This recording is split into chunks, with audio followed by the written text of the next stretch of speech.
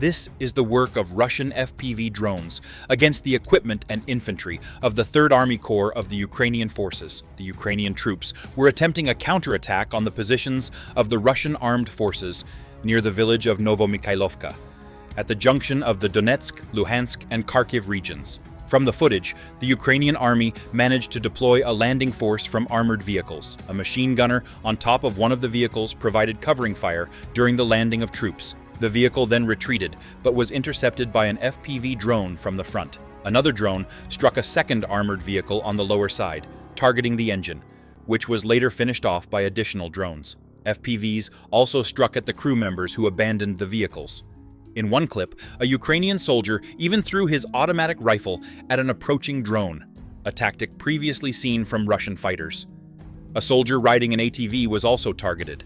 2 tanks equipped with cage armor also became victims of fiber-optic FPV drones. With these strikes, the offensive of the Ukrainian forces was completely thwarted.